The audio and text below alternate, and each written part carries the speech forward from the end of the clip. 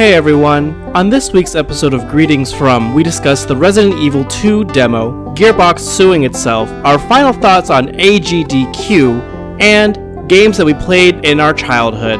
All that and more soon, but first a few words from our very lovely Rebecca.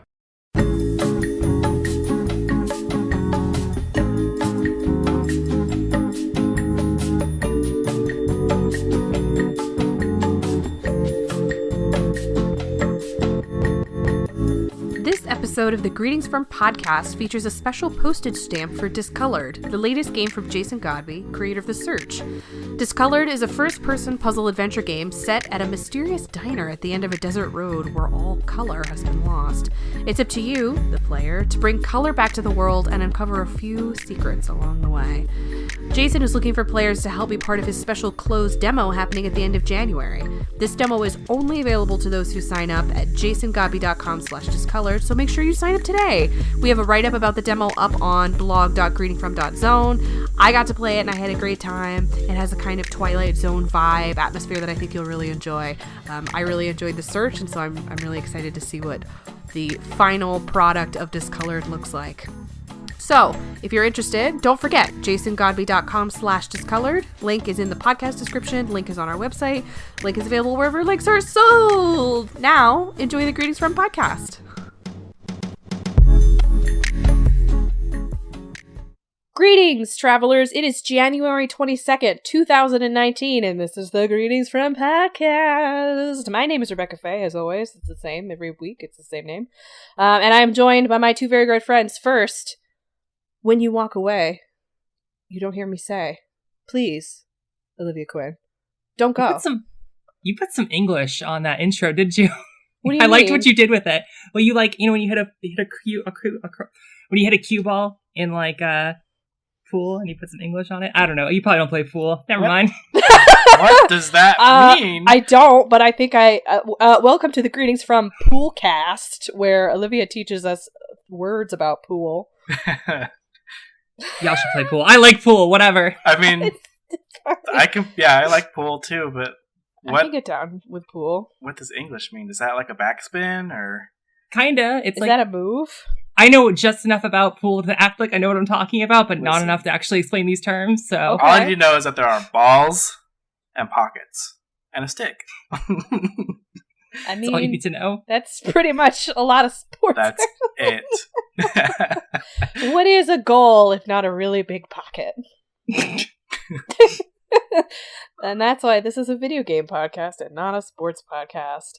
All right, I'm also joined by someone who is a Barbie girl in a Barbie world. Life in plastic, it's fantastic, isn't it, Tyler Smith? Let's come on, Barbie. Let's go party. Yeah. I liked your guys' intro way more. Can I review mine? I'm sorry. I was simple and cleaning at you. I was like, you get this, right? You know what? You'll make someone who is the only a pool Kingdom Hearts enthusiast. song that matters. That's true. It's true. That's the best Kingdom Hearts song. I swear to God, in our Discord, whenever that started going, I just sang it over and over again for like 3 days straight. So that's been my weekend. It's just should we plug our Discord? Hey everyone, you should come join us over at Discord.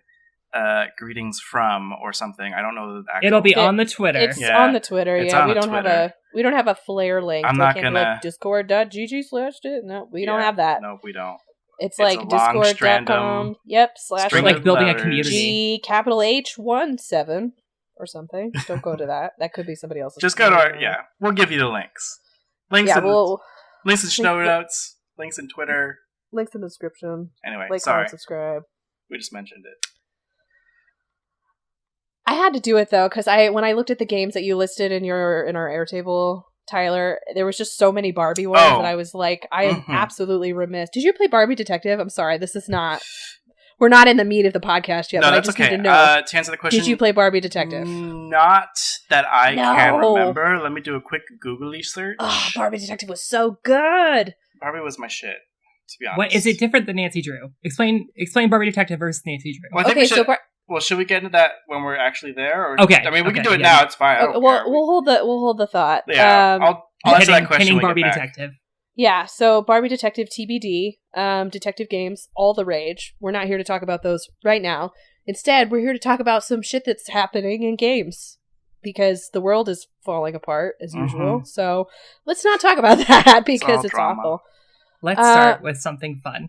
Let's start with some zombies, and some biting, and some Leon Kennedy hair that looks horrible. Leon Kennedy looks bad in the Resident Evil 2 demo. You know How do you guys feel about his look? I love it. I love how Resident Evil 2, the new game it's the same game, but it's a completely new game from the ground up. 1998. It still has that 90s aesthetic to it somehow, and yet it's the frosty tips. I guess that's true. And like, you know, it's just like, even though it's a completely updated game and it plays well and it looks amazing, it still has like that weird, this is a game from the 90s vibe.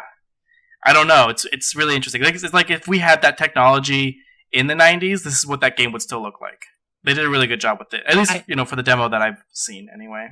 I guess the thing is, like, Resident Evil 4 was my first Resident Evil, and that's got Leon Kennedy in it. And it's hashtag not my Leon. That's what I'm saying here for this Resident Evil demo, because he looks too... Well, like, okay, I like the way he looks in 4, and in here he just looks like a weird baby without a chin. And I just like him better in 4. The remaster was not kind. It's funny because Resident Evil 2 was my first Resident Evil, so like it's weird to see him the way he is now because I'm so used to him being super pixely, or like not, just the resolution has been turned way down, or in this case way up for the new game, but the old game was way down. That game is very gory. Oh my god. Yeah. I had to stop. Like there was that, like the mouth part. Like I know if I just say that it's obvious what part that was. Can you describe it in detail, please? Okay, so here I am, Leon Kennedy, not very attractive, but still look like I'm from the 90s because I have no chin, and I'm just, like, completely unfazed by the fact that there's zombies around, apparently. I don't know, people are just dying horribly. I guess this is fine. Wow, isn't this weird? This door has, like, a crazy puzzle attached to it. Anyway, by the way, I just want to let everybody know the first Resident Evil game I ever experienced was Resident Evil 7 Biohazard, so I don't know shit about Resident Evil. Wow. So we're walking down spooky hallway, as we do, and then there's just like a police officer, and I'm a police officer, so obviously I gotta check out to see if my buddy who looks super dead is maybe not super dead. And then just what follows is, Leon just being like, "Hey man, you okay?" And this is not at all what happens. He just lifts his head up a little bit, and you just see he just keeps going. He just keeps lifting until his head is like a South Park character, not attached really anymore. He's accordion man. He just you can just see like sinews and all the blood. It's bad. I was not and then I feel like seconds later you pan down the hallway and there's that man that's like hanging from a pipe, and it's like okay until that hook like slices him up through the neck and through the head, and he just kind of falls down. I was like, I don't think I'm emotionally prepared for this. He's like hanging from a thing in the rafters. It's in that same hallway. Yeah, no, so the guy, he got me, because like, it was like, you had that horrific accordion scene. Talking about Mouth Man. Well, we had that scene, but then like you turn around, you keep down the hallway, and the guy's right there. That got me. Like I like jumped because I wasn't expecting that. I didn't, but you're saying that his head falls off? Because he stayed hanging for me. Oh, no, he fell off that hook for me. See, I missed it, but I think he was on the hook for me. Him? I didn't touch him, but he was on the hook for me, and I had seen videos where the guy fell, and so I was like waiting for it, because I was like, he's gonna fall, I know he is, but he didn't do it. So I'm wondering if you have to interact with him in any way. I guess Rebecca's gross and touched dead bodies. Oh my god, he slid right off that hook. It was so much. Maybe that's what it is. I purposely avoided him because I knew he's dead, and I was like, I'm not going to wait for this guy to like reanimate and grab me and try to eat my head. So I like totally avoided him, and then ran into several other zombies down the way. But yeah. One thing I wanted to bring up was I played Resident Evil 1, I think a little earlier last year, and I've been meaning to like get into Resident Evil 2, the original, before I try this one out. And I guess I kind of expected it to be this remake to not kind of fit that Resident Evil 4 mold where it's like behind the camera view, and this is because I didn't watch any pre-release stuff, but kind of use the more stationary camera stuff. And I'm really happy with how that like translated over. Because it seems like a perfect fit. Like they did a lot of work to make that feel really good. Yeah, I really enjoy it. It's interesting to be playing it in first person, and having that like perspective, because normally, because like you said, you don't have really control over the camera in any of the Resident Evil games until I think 3 or 4. I don't remember. 4 is when they changed it up. 4. So it was like 4. Yeah, that's the like the last time. That's like the last Resident Evil game I played until 7, because I was like, I'm done with it, because it became less of a horror survival and more of a just action shooter. Which don't blame them. I love 4. 4 is so good. I don't blame it. It just wasn't my thing anymore. I was like, I'm done. I'm interested in it from a tonal perspective, because like I'm familiar with Resident Evil from that fixed camera kind of a thing. So like to me, at least when I'd seen Resident Evils played with the fixed camera, it was always a way to do sort of like a dramatic irony. Like it was a way to surprise the player, because you'd be like, I'm just going to go down this hallway, and then the camera would tilt in such a way that you would see that there had been something following you, or there was like something in a corner that you walked by and you didn't know. You know what I mean? And I feel like that was very scary. And so I wonder now, when camera's on your shoulder and you're just like, I'm afraid that all the dead bodies are going to magically rise up and kill me, but I wonder if it changes the tone of it from like not so much scary to more, I'm here to shoot the zombies, pew pew. Yeah. More of an action game, I guess. I feel like it still kind of has that element of surprise in a way. More so, like, you just won't hear the zombie coming. Like, I want to say that in the demo, and it could just be me misremembering, but I thought that in the demo, I was just kind of like minding my own business, and then I essentially turn around to a zombie, like, coming after me, because I heard him. Like, he came around, and like I heard him, and I was like, what the heck? There was no zombies where I had just came from. So I don't know where or what happened. I think because there's that situation where you're walking down the hallway, you kind of and there's like hear tapping the guy on the windows and stuff. Yeah, you see the guy banging on the windows, and you also see the person. You hear the cop because you saw him on the video feed, and you hear him like banging on the shutter, and you pull him out, and it's just like all viscera because he's like ripped in half by zombies. Yeah. And then you come out around that corner, and then it's like, oh, you were just here, and now all these fuckers are alive, and they're gonna come get you. Yeah. And it's just like you're in a very dark hallway filled like with a little bit of water. You guys hear them kind of sloshing around. And it reminded me a lot of like Dead Space, I think, because of like the darkness and like the weird, like, I guess it's not weird, but like the auditory things that they're doing in that game, which I feel like Dead Space did really well. I don't know, Tyler, you seem like you're like in the Dead Space mode right now. Do you see any similarities there? I totally am, yes. Right now I've been watching a bunch of, not Let's Plays, but speedruns of Dead Space 2 in particular, because I really want to get into it. And I gotta say, like, revisiting that game since it had come out, man, there's a lot of great things about that game. The sound design, the level design, the characters, the story itself is actually pretty great. The lore is great. Rewatching the speedruns, though, or watching it, I should say, as a speedrun, where the game is done within 2 hours and you get all of those like plot beats real quick, you kind of understand or see that video games, at least for, was it 2010, I think Dead Space 2 came out, or when that franchise was popular, the women in the game are very just plot devices, or they basically betray you, or they're just there to, in Dead Space 2 specifically, babysit some guy who is mentally ill, and like that's it. That's all women are in there for. And like maybe a mild love interest, but it's like it's like, why? Because Isaac loves his wife, so like, why is there a new romantic interest? But anyway, I totally forgot about that. I totally forgot that there was another lady who gets introduced towards the end of the game. Yeah, yep. It's Ellie. I love her. I love her character. Like, her character's really good, and she, in a way, and like, further down the line, further in the game, she's more than just she's presented as a damsel in distress, but then at the very end of the game, spoilers, I suppose, but like at the very end of the game, she ends up not being the damsel in distress. She ends up being the hero. So there's that, but she's still literally 90% of the time a babysitter. I mean, it's funny that you bring that up, because I wonder a lot about how Claire is going to be represented in Resident Evil 2. Because I feel like her character in the first game is like, oh, she's a high schooler who rides a motorcycle and has hot pants and also has a gun. Like, and I kind of wonder, like, if it.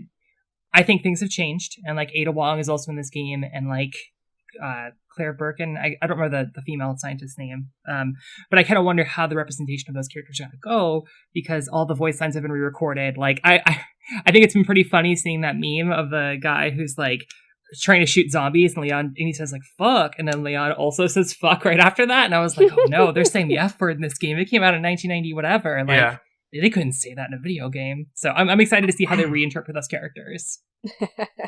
Yeah, I'm excited to play it. I didn't feel like super scared. Like, okay, so the reason why I've long avoided this franchise is because I'm a weenie who's afraid of everything. And so I was just like, that's too scary for me. Anyway, I'm excited because I think I may actually get to play this one. How far did you get in the demo? Like, were you playing alone? Did I play alone? Yeah, did you have a friend with you while you were playing? Because that's what I did. Because I'm a baby and I couldn't play it alone. I needed to have a buddy with me. Well, I had to watch somebody else play it. Like, I watched a Let's Play, and then I felt safe enough to play it. This is what I do. This is secretly what I do with horror games, is usually I watch someone play it obsessively, and then I'm like, okay, I could do this, because I can, like, psych myself up for it. There's no harm in that. Some people who don't like horror, I know people who literally read like wiki or whatever about like a movie that's coming out or something, and they'll read the whole thing and they know exactly what the movie's about, and so that way when whatever happens, they're like more prepared for it. Totally valid. No shame, no like I don't know what I'm trying to say, but like, like I'm not like, you shouldn't feel bad. You shouldn't feel bad for doing it. I'm glad that you are at least making an attempt to enjoy something I love. And that you're not like letting scariness or gore like prevent you from enjoying something that is really good, or at least so far.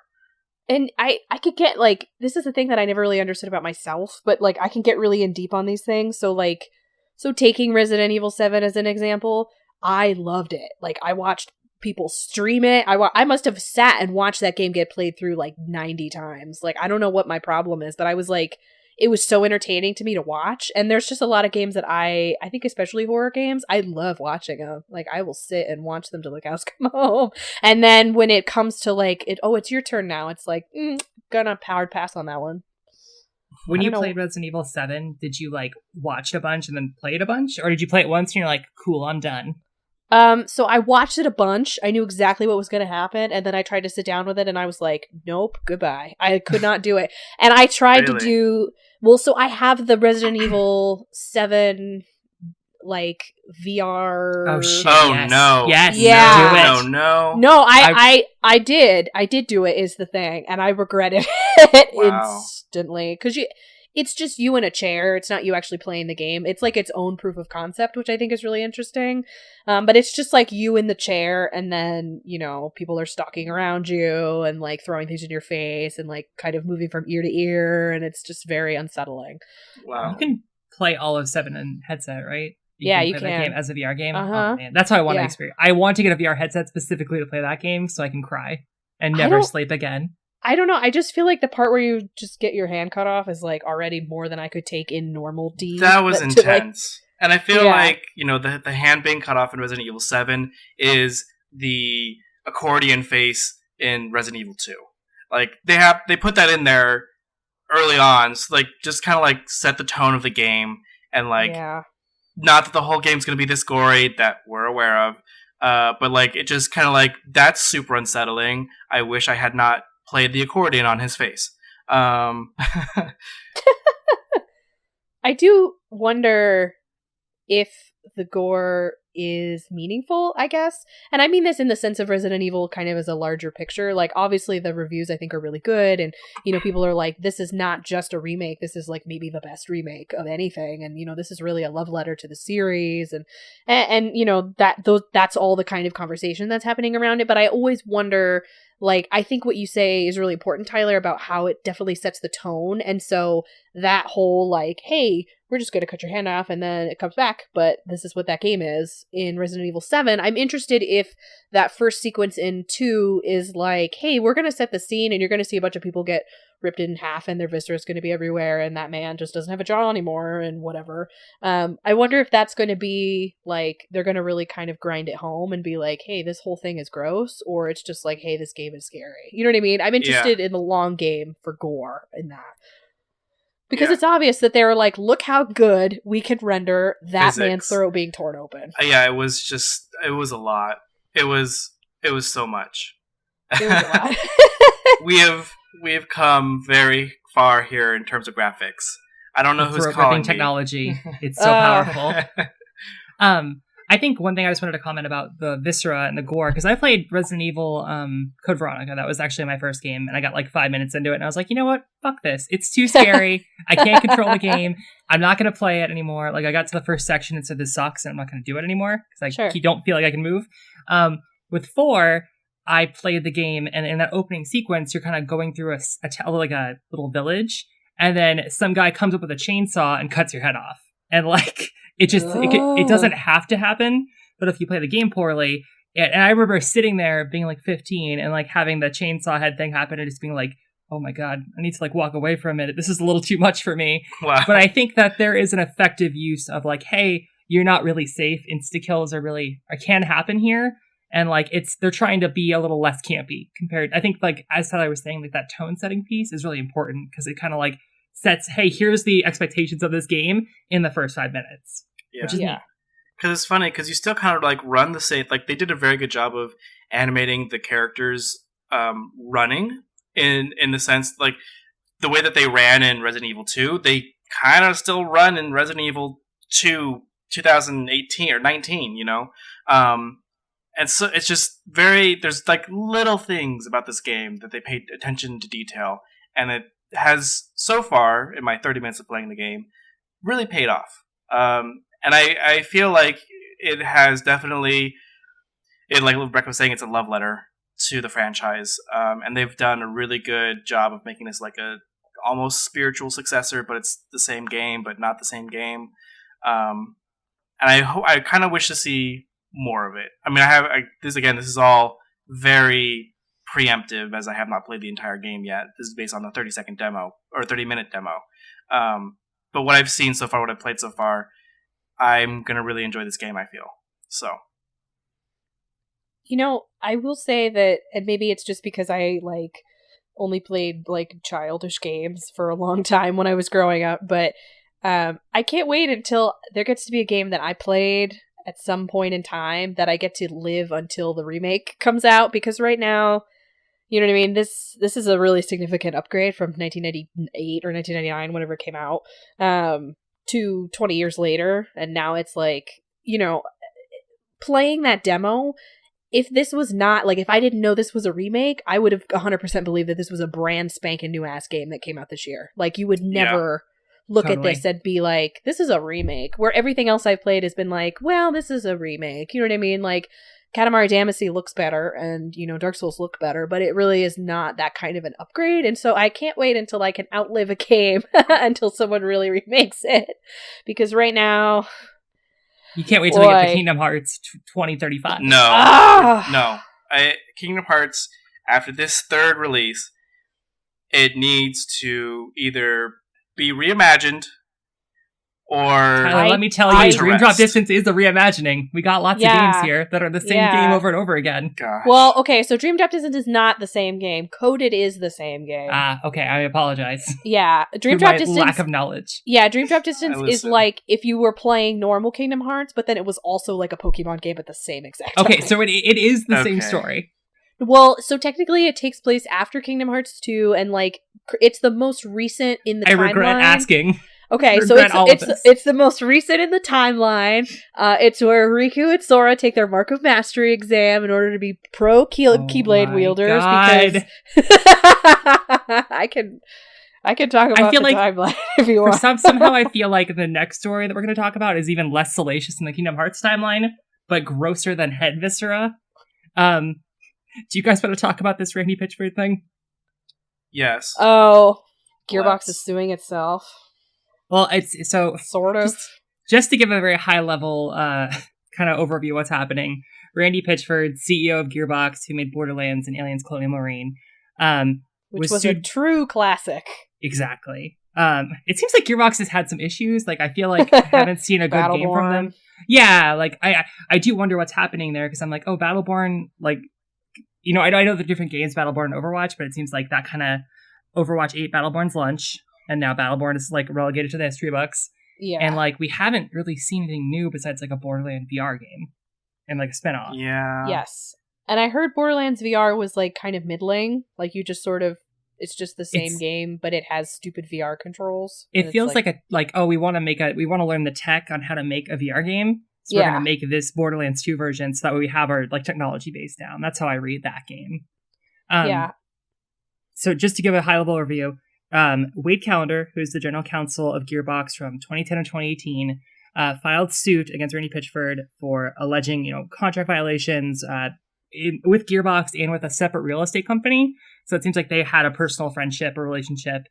Gearbox filed a countersuit against Wade Callender, and in this countersuit, Gearbox claimed that the allegations were absurd, no basis in reality, and then it got really personal. I'm going to quote the Kotaku story here, and this is quoting from the actual suit, and it said, Callender abused the privilege of credit card access by charging unapproved, wholly personal expenses, including family vacations, gun club memberships, and firearm accessories, and trying to get six-pack abs.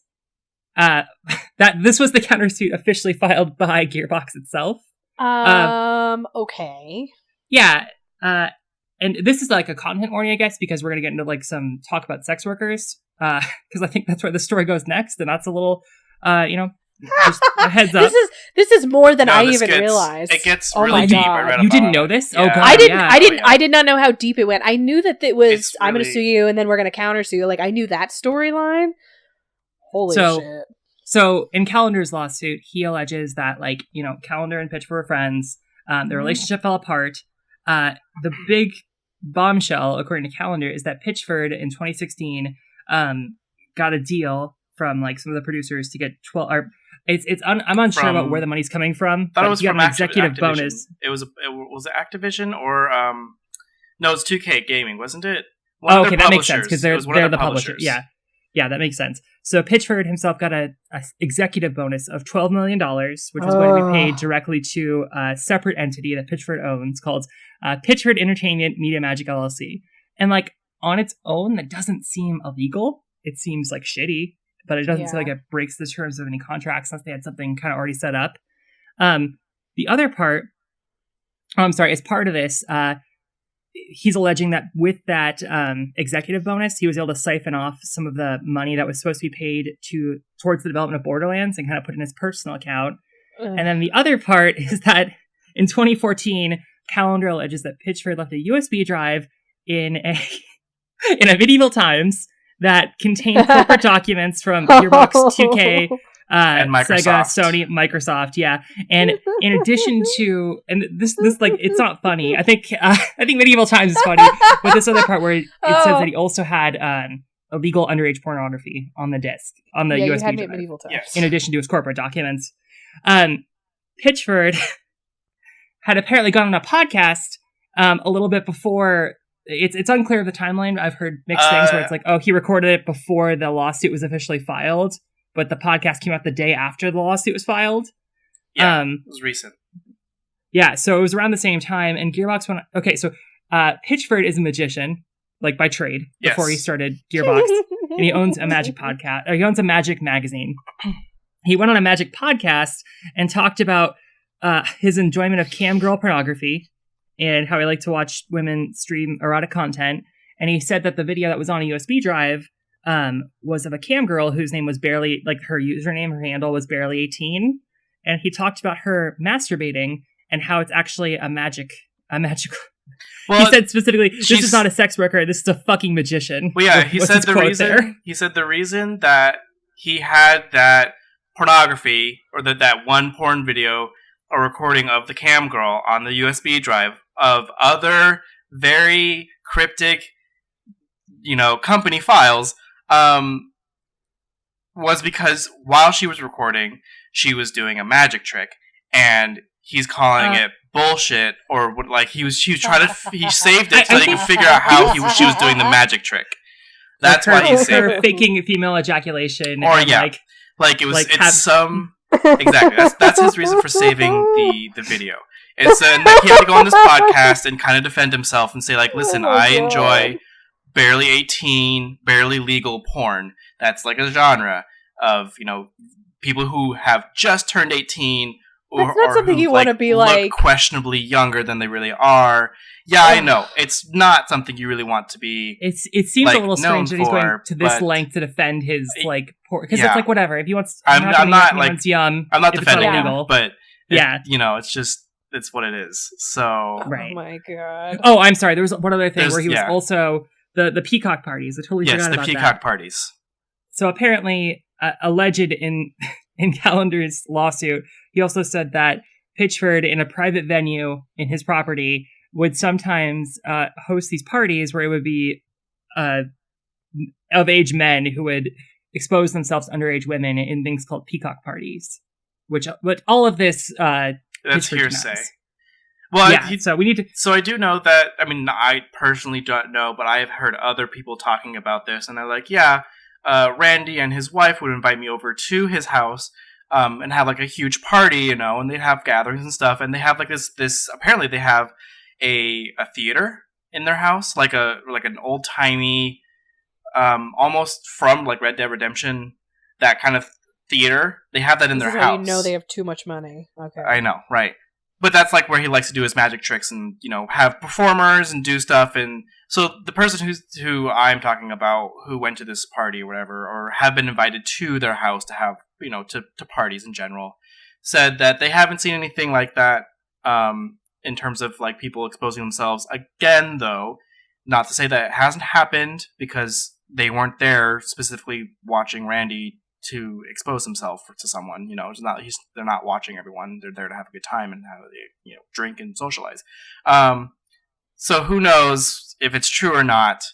There's a lot of allegations going around. This is a serious allegation that, you know, he is sexually assaulting people, or is I think in Kotaku. I don't know if it's in Kotaku or there's another article, or the Ars Technica article is pretty long. Like, and that's like, and it's like, article of record. It's quoted as he watches kiddie porn, right?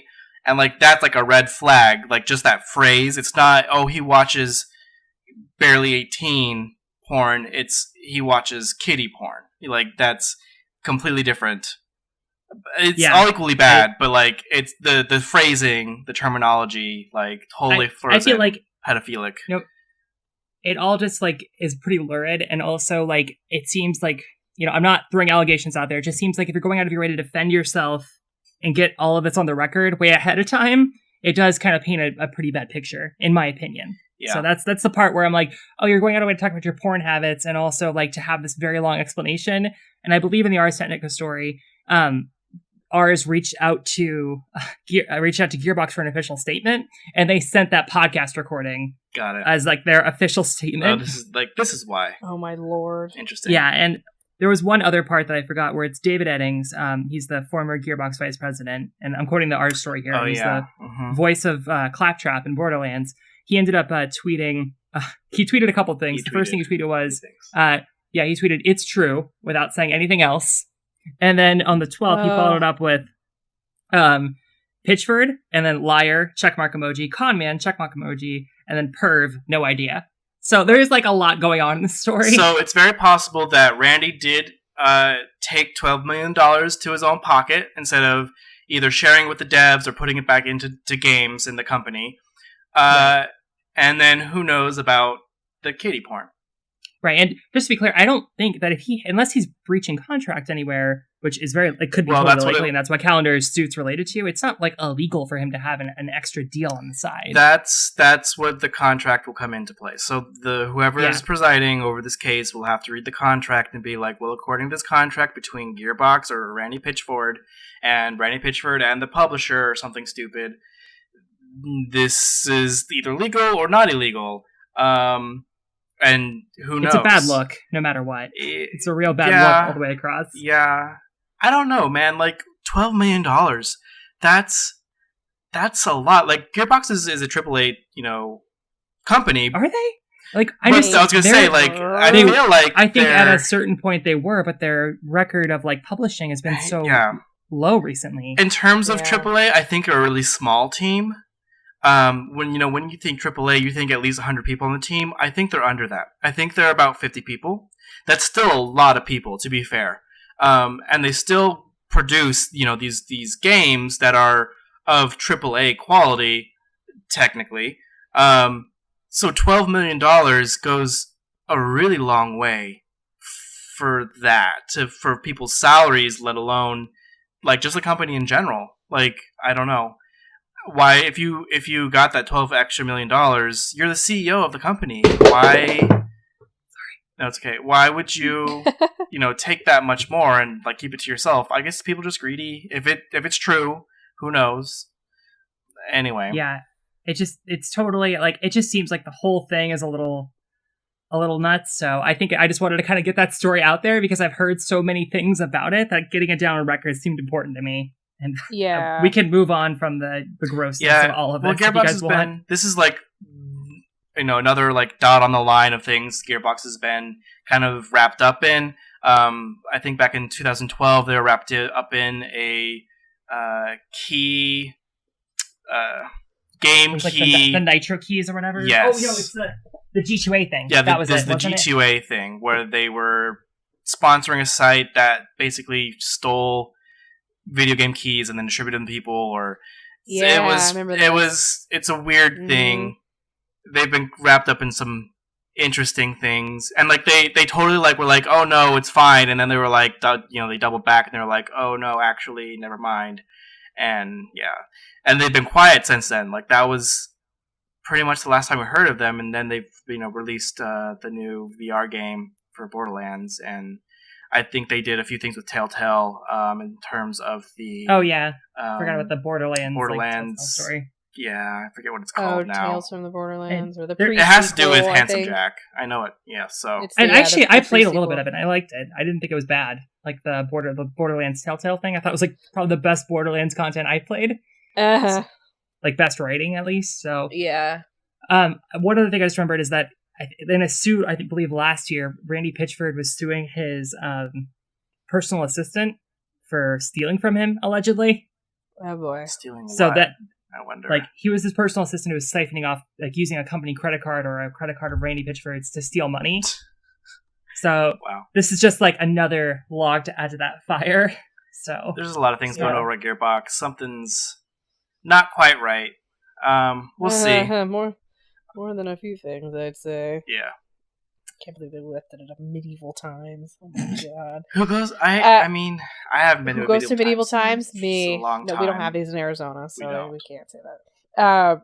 One thing I feel like is worth mentioning on the conversation of people suing each other is just the whole Pinkertons suing Rockstar over their portrayal in Red Dead 2. Oh, that's right. That just broke not too long ago, huh? Yeah, and so the Pinkertons, long known as America's most morally all okay, did not ever do a bad thing, never busted up unions, never hunted down criminals, never maybe worked outside of the law. Well, they sure don't like that you go there, kill them in that Western game, despite the fact that the Pinkertons have been portrayed poorly in media since like probably the dawn of the Pinkertons. Mm-hmm. They're suing Rockstar for a little of that Red Dead 2 cashola, and I believe Rockstar is now countersuing. That's what I heard most recently. Was that we're now countersuing.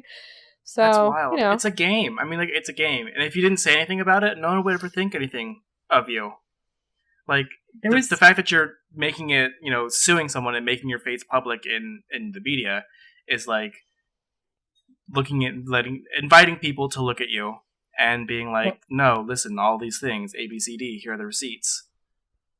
Anyway, I'm looking at this Esquire story, and here's Pinkerton president Jack Zaran, who was talking about how his employees were put in an awkward position of having to explain to their young game players why Red Dead Redemption incurs murder of the Pinkertons. And I don't know how much of the history you guys know of the Pinkertons, but they're like they were known like union busting, like go out and murder folks. So oh yeah, they were outside of the law. It was bad. Yeah, so I find it a little ridiculous that we have. It just doesn't seem to make sense that you would have like actual historical records that this game is based off of that are now being like, they're like, oh, you need to pay us a licensing fee to use our name 100 years after the fact. It's almost like there's money. Yeah, well, yeah, it's money, and it's almost like they're saying we still are this way, and you should not portray us this way because like we want to get away with things still. It's really weird. Well, I'm pretty sure that the Pinkertons are part of like that Securitas AB or whatever, goodness. like that very large conglomerate of like private military contractors. Yeah, they are. Kinda. I don't know. I can't say, I guess, but it seems like maybe private. If Metal Gear Solid 4 has taught us anything, it's like PMCs maybe aren't the right way to go. Well, too bad that Rockstar company is ruining the good name of beloved Pinkerton agent Booker DeWitt, who never did a bad thing wrong and is completely a real person. Mm-hmm. Do you guys remember? Because I was trying to figure out if they actually got sued. If the same situation happened with Bioshock Infinite. Do you guys have any idea about that? Because I could not find any sources.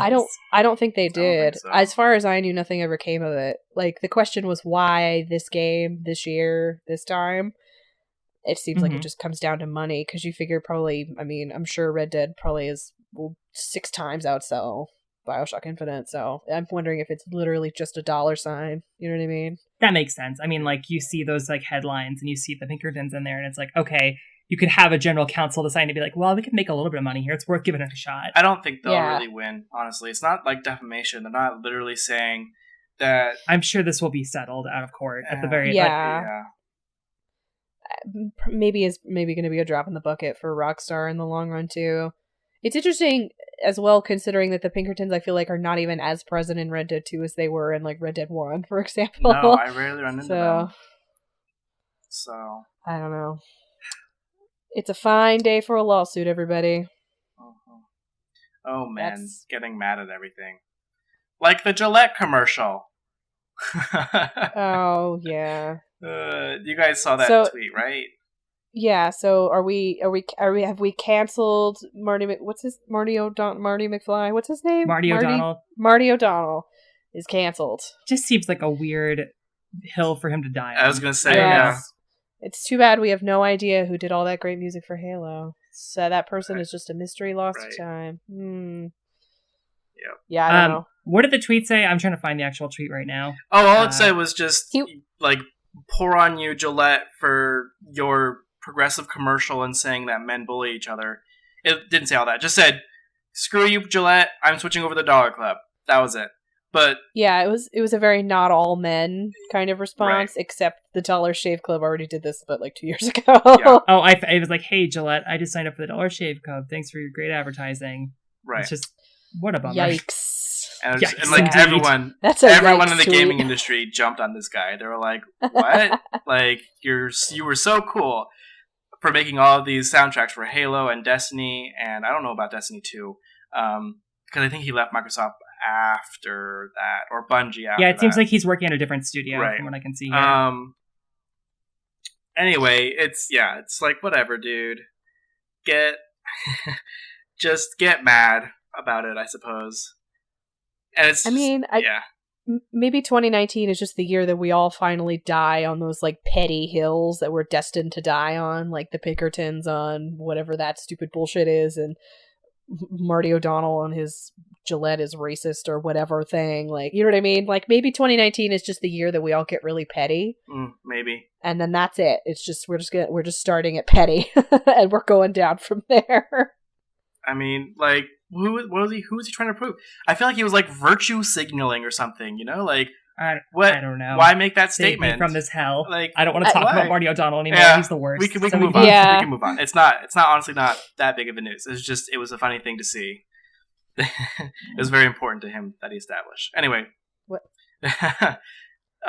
Did you guys watch Source at AGDQ? Have you like caught up on the videos or the VODs? I watched that Nier one finally. So I'm happy I got to stay up for that. Was it good? Was it worth it? I haven't watched the VODs yet. It was Nier, and I was like, I like Nier a lot, so it's definitely worth it. I don't know. I watched that Silent Hill 2 1 again, the Silent Hill 2 VOD again, and I kind of get what you were talking about, Tyler. So I still think it's worth watching, but I do think not under the guise of like a not sleeping for 12 hours, like not sleeping and in this like addled state. It really isn't as good as I thought it was. Did he not sleep? I didn't know that. What was his name? Peachy? That he was an announcer. No, I was not sleeping. So I was up working on stuff and had it on the side and like on the side TV being like, oh, this is pretty good. But I think a lot of things are pretty good when you're in that state. Yeah. Well, I found out later that Peachy, I think is his name, the runner speedrunner for Silent Hill 2, he also was an announcer there at GDQ. So he actually works, he was one of those like volunteers for GDQ. And that's great. That's wonderful. I just didn't particularly appreciate his demeanor as a speedrunner during his speedrun, because all he had to say, like all of his shtick was just being that angry nerd type, and just like, this game sucks, and man, yeah. And I was just like, I thought there was like a little bit of a wink and a nod there to be like, oh, we've played this game 1,000 hours, and like, maybe it's really broken. So yeah, it's very possible that his banter was not for me, and it was for the speedrunning community at large and his friends, and that's fine. It just was personally watching it, I just found it to be like a little grating, and I was like, wow, I really kind of can just tune out. I guess I don't have to like listen. I definitely think that like speedruns are like really dependent on how much you actually like the runner themselves and like the level of skill they're pulling out. So, yeah. What comments have you seen, Rebecca or Tyler? What did you guys watch? Well, so I don't know. I stuck around I haven't really watched any of the VODs, but I stuck around at the end for the Dark Souls Bloodborne block, which was like I walked away kind of like about, I don't know. I love Zeus. I feel really bad because I know that was a really tough run. Like that was a tough run of Bloodborne, and Zeus Bloodborne got really the stick on what's his name? It's that fucking one reborn. It's such a piece of. I watched this. I watched this today actually on my lunch break. I was like, I'm gonna put this on, and he's a good runner. I like him. Yeah, he's really super talented, and it's. I think all bosses is really where he shines. So that was the run that he did maybe last year. I think that's like a really good shining. Like thing for him, I feel like. Although I didn't realize there was so much drama happening in the speedrun like the Speed Souls community. Oh boy. I don't know who is at fault, and I don't want to point fingers, and I don't want to make assumptions, but I guess, I don't know. It seems very cliquish in Speed Souls, at least on the Dark Souls side, and so it sounded like there was some bad blood between them and Zeus, and I don't know if something happened, and I don't know. There's a sense of elitism, I think, to some of the Dark Souls runners. Not all of them, obviously, but I think, I don't know. That's something that I don't really like, and so watching that stream, I was just a little turned off because it just was sort of like, I don't know. It just gives me a weird feeling, you know what I mean? Because I really like when people are like, come down to our Discord and come hang out with us. And then, like when I look up Speed Souls, they're like, okay, well, first you have to like come to our streams and then maybe we'll pay attention to you. Yeah. I don't know. I don't think that's how I'm supposed to read it, but it feels kind of weird. It seems like there is like a kind of, for me at least, and like, wanting to get into like more online communities with like speedrunning. I feel like I've kind of hit that wall where I'm like, well, I'm not ready to commit like a large portion of my life to this, so I'm not gonna really touch it. So I can see what you're talking about there. That makes sense to me. Well, and it was interesting seeing Jesus run again this year, because last year, he had the girl. I forget her name now. She's very lovely, but she also ran Bloodborne and defeated the Pontiff blindfolded. But she was there, and it was pretty great. Like he was very like he was in. I think he was on her couch, sitting on the couch behind her, and kind of discussing the game as she was playing it because it is very difficult. And they felt like he was a lot more, inclusive. So this time around, I don't know if it was just because he was by himself. Or what, but yeah, it was just kind of interesting. And maybe, maybe they feel like, they say, yeah, we'll help you speedrun, like come to our, please come to our Discord or whatever, talk to us, message us, whatever, it's no big deal, like we'll help you out. But I feel like also they might be, they either get a lot of messages from players who aren't very good at the game, and it's like, okay, listen, I would love to help you, but you just need to spend more time with the game, and kind of learn how to do things a little better, just like get used to how enemies work and like blocking or dodging or parrying. Your skill level has to be a certain height, and then once that's there, then we can talk about trying to speedrun things. But I don't know. I haven't talked to anyone about speedrunning, so I don't know, if they're nice or if they're mean. So who knows? I think it just kind of comes down to like, very much like it comes down to the streamer. It comes down to that streamer's community. It comes down to the community that's come up around a game. And I think with a game like Dark Souls, I think it has the ability to fall to its worst community, which is people who feel like being able to play it somehow makes you better than other people. True. That's a pocket of that community that I cannot stand, because it's just like, you know what I mean? Like, fuck off. Well, it's like Smash Bros, right? Yeah. Oh, I could. Well, even who do you mean in Smash Bros? Oh, Smash Ultimate Final Stage only. Whatever. It's like, okay, great. Yeah. And even like, I don't know if you guys saw it, but Jason Schreier just put out, I think it was yesterday, he put out an article, or maybe it was this morning, about how it took him 4 years, and then he finally was like, oh, I get why Bloodborne is so great. Like, I finally clicked with me, and it took me a really long time, but now I understand it. You know what I mean? Mm-hmm. And so I feel like, I don't know, it's just, they have such a reputation, and so I don't know. I felt like that Saturday block, I was really excited for it. It just felt like it kind of sunk for me. I don't know. Maybe that's just me, though. That's a bummer. It's a bummer when community stuff is like turns negative in that way, especially with like clicks and things to find people. Yeah. Although one thing I think is really funny are people who are obsessed with speedrunners, like YouTube celebrities, even if they're like a really minor person. Like, there's always those people that come out of the woodwork and are just like obsessed with them, and like there was a lot of conversation happening in some Discords I was following, and I was just like, whoa, you guys, like, let us turn this. Your guys are at like a 12, and I need you at like a 2. I started listening to the Polygon show recently, and I was listening to Simone de Rochefort, and she was talking about how people were writing fan fiction about her, and how she had her friend check in on her, because she's like, I don't want to know about your weird love stories or whatever, or what's going on, but I have my eyes out there watching. What? So I want to read, and I know that happens with a lot of YouTubers, where it's like, oh, people are writing. So I wonder if that's also part of the speedrunning community. I'm sure it has to be. I think any kind of fan community, they're horny for it. Bubbles up. Yeah. Although that is like really hotly contested, I think, in a lot of fandoms, is like when it involves real people. That's always where I think people get like, it's a little creepy. Where do we draw the line? You know what I mean? Yeah. When it's not Kirk and Spock, but it's like Markiplier and Jacksepticeye. Like,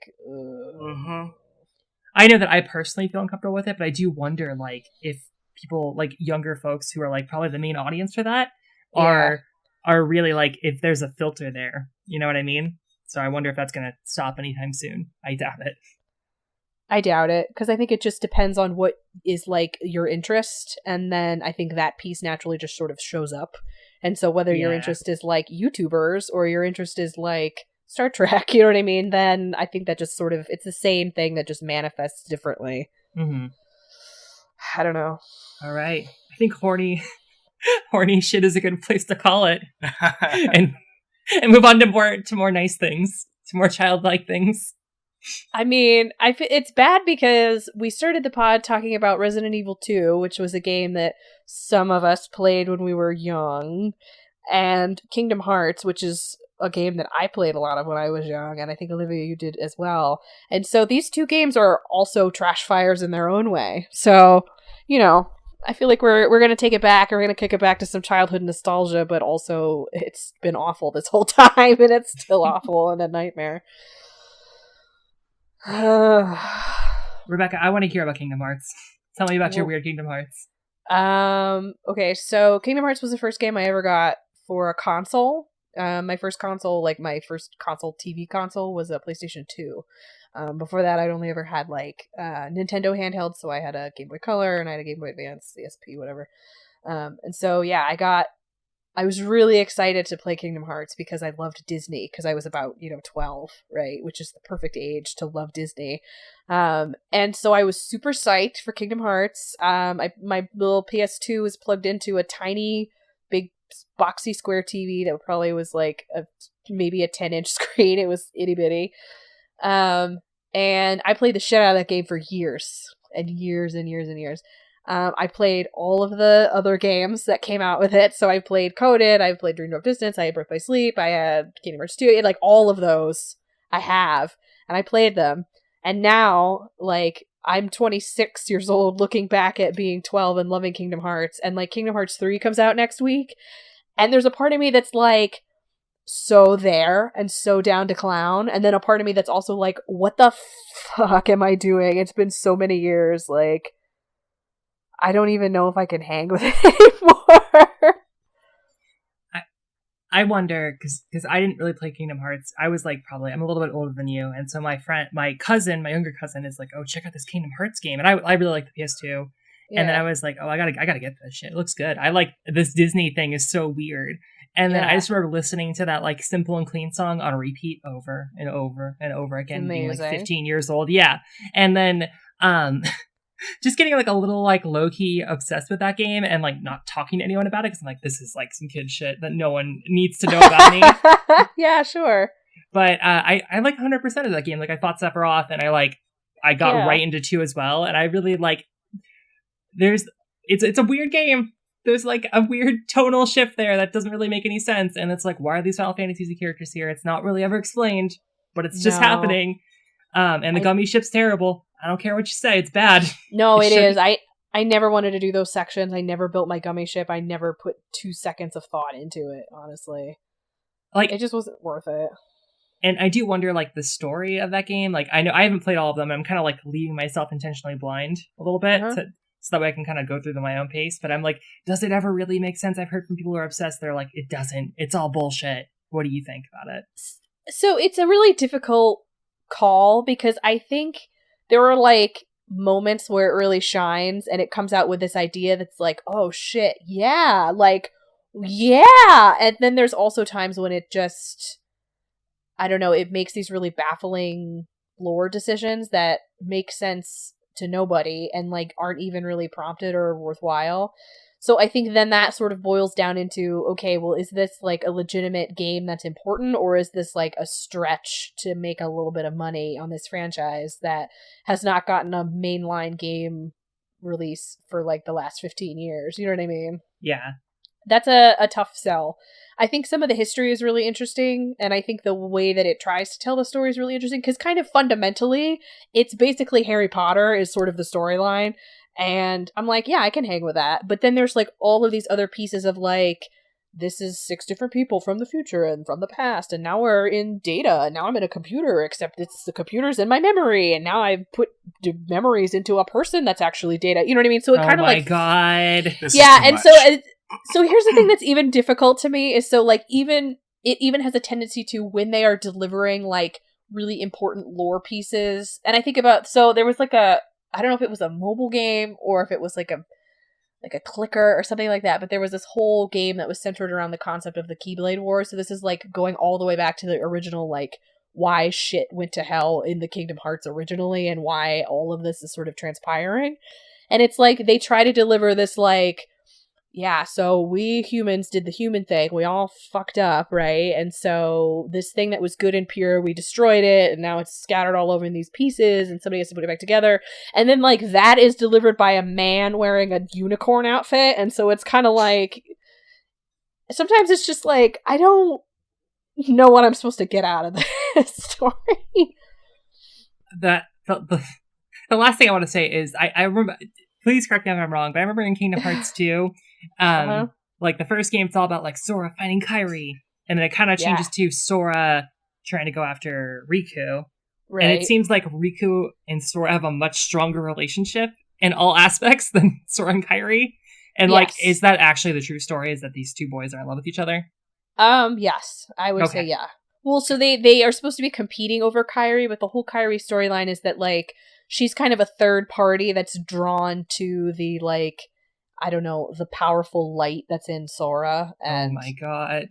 But so to me, she's like sort of tangential, and so people really only like her because some kind of otherworldly force is invited. Anyway, really, we should just own up to ourselves, and I don't understand why Riku is aging, but Sora still looks like he's about 12. Especially because it's been 15 years, and I'm old now, and it's like, come on. Yeah, Sora didn't age with you. Yeah, Sword and Ace movie. Mickey But Mouse meanwhile, never ages. Riku has like a fucking mortgage or something. I don't know. He has like a whole ass home on Destiny Islands, and he just like comes out and is like, "Look, man, I have to work in the morning, so yeah, let's do this Keyblade thing. I'm as an long as I'm home accountant, by Sora. 10:30." Yeah, We're unlocking the heart of these fucking spreadsheets, Sora. God. And then Sora's just like, "I'm gonna go make friends. I'm gonna go to the world where Hercules is." That's my Sora voice. Sora, you don't have health insurance. Sora, you're 35 years old. What? I'm still 12. My best friend's Donald Duck. Yeah, that game is a mystery sometimes. Boy. I mean, we have our list here of childhood games, which we're talking about. And I what's with the SpongeBob? How much SpongeBob did you play? Oh my god, SpongeBob. I forgot that lot. existed. Oh my gosh, Rebecca. Like the games? Yeah. No, I mean, SpongeBob fucking the show, of course, existed. The game, I completely forgot existed. That was a great game. Did you play it? Because I played. Oh, yeah. I played Battle for Bikini Bottom, which I think still holds up. So fight me. And then the SpongeBob movie game was also extremely good. Weirdly, and there were like little PC games and stuff too that also were really good. Like that was just a weird time at which like franchises were still putting out games that were actually decent. I feel like that was before THQ fell. Did you guys play, like, Olivia, did you play any of the SpongeBob games? I Tyler, have no idea what any of these are. What? Oh my Yeah, gosh. I've heard Olivia? of Battle of Bikini Bottom, but like I don't know which. So I didn't play this. There's I didn't play the There's a speedrun SpongeBob community for that, by the way. movie game. In case you're wondering. I think Bikini Bottom was the only one, but I feel like there's more. I feel like I played at least one more SpongeBob game. It might have been something that was online, but I mean, like at the same time, you know, once SpongeBob the movie came out, SpongeBob the show at the very least kind of fell off, and I kind of like, you know, I was coming of age. I was finally no longer like really I mean, I was a child. I was still a teenager, but like I felt like I wasn't a teenager, and I was like, I'm too old for this. I mean, I still fucking love SpongeBob. I will still watch it to this day, but I've just stopped watching the episodes and stopped like distancing myself from that, and I developed healthier cartoon habits such as Avatar: The Last Airbender. And SpongeBob is good, yeah. Oh, SpongeBob was amazing. SpongeBob is still good. Like, have you watched it recently? It had like a period where it kind of dropped off, and then like a lot of the original people came back, and then it was good. Oh, again. really? I haven't. No. Are they still making new SpongeBob episodes? Yeah. What? It's still on. Yeah, it's been going strong. Even though 20 years, I think. Yeah. Even though what's his name? Stephen Hillenburg. Yeah, Stephen Hillenburg died. That's a shame. But I guess I'll have to recommend me an episode and I'll watch it, because I seriously dropped off after the movie, or like shortly after the movie, when it started like Patrick was really dumb, like dumber than dumb, and so was SpongeBob suddenly, and it just got weird, and it wasn't for my age range anymore. Like their viewers shifted, like their target audience shifted. Anyway. So are the games good? Like that was the part that I'm interested in. Like what about them is good?